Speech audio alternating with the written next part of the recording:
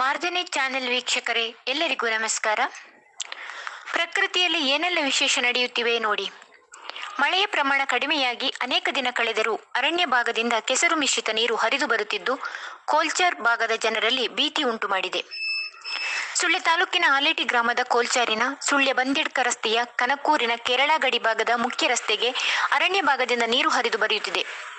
ಸಾಮಾನ್ಯ ದಿನಗಳಲ್ಲಿ ಈ ನೀರು ಸ್ವಚ್ಛವಾಗಿರುತ್ತಿದ್ದು 3-4 ದಿನಗಳಿಂದ ಕೆಸರು ಮಿಶ್ರಿತ ನೀರು ಬರುತ್ತಿದೆ. ಮುಖ್ಯ ರಸ್ತೆಯಿಂದ ಸುಮಾರು 150ರಿಂದ 200 ಮೀಟರ್ ದೂರದ ಅರಣ್ಯ ಭಾಗದಲ್ಲಿ ಮಣ್ಣಿನಾಳದಿಂದ ವರತಿಯಂತೆ ಬರುತ್ತಿದೆ.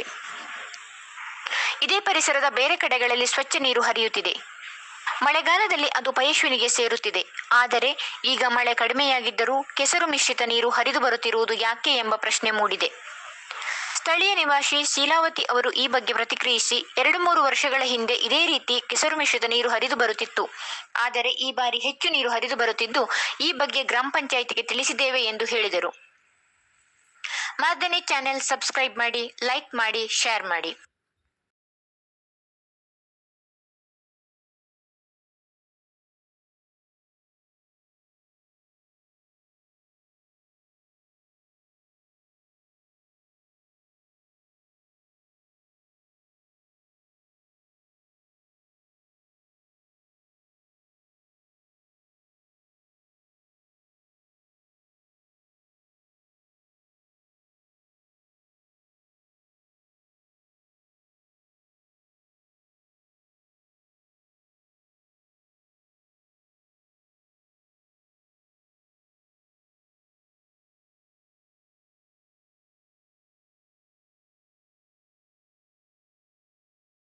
ನಾಲ್ಕು ದಿನದಿಂದ ಹೀಗೆ ಕೆಸರು ನೀರು ಬರ್ತಾ ಉಂಟು.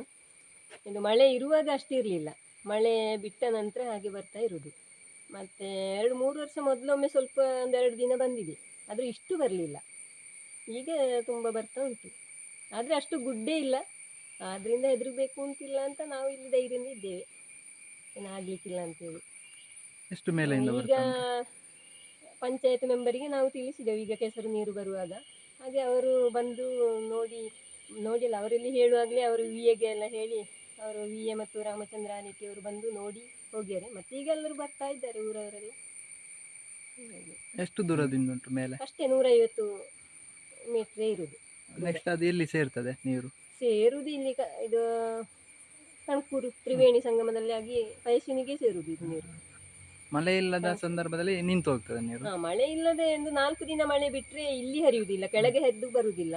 ಸ್ವಲ್ಪ ಮೇಲೆ ಸ್ವಲ್ಪ ಇರ್ತದೆ, ಮಳೆ ಹೋದಾಗಿಲ್ಲ. ಮತ್ತೆ ಇದು ಮಳೆಗಾಲದಲ್ಲಿ ಮಾತ್ರ, ಅದು ತುಂಬ ಮಳೆ ಬರುವಾಗ ಮಾತ್ರ ಜಾಸ್ತಿ ಬರುವುದು ನೀರಲ್ಲಿ. ಮೊದಲಿನಲ್ಲೇ ಬರ್ತಾ ಇರುವ ನೀರದು. ನೀವೀಗ ಸರ್ಕಾರಕ್ಕೆ ಮತ್ತು ಅಧಿಕಾರಿಗಳಿಗೆ ಏನಾದರೂ ಇದರ ಬಗ್ಗೆ ಆಗ್ರಹವನ್ನು ವ್ಯಕ್ತಪಡಿಸ್ತೀರಾ ಇದರ ಬಗ್ಗೆ? ಅದೀಗ VA ಅವರು ಭೂವಿಜ್ಞಾನಿಯವರಿಗೆ ಏನೋ ಹೇಳಿದಾರಂತೆ.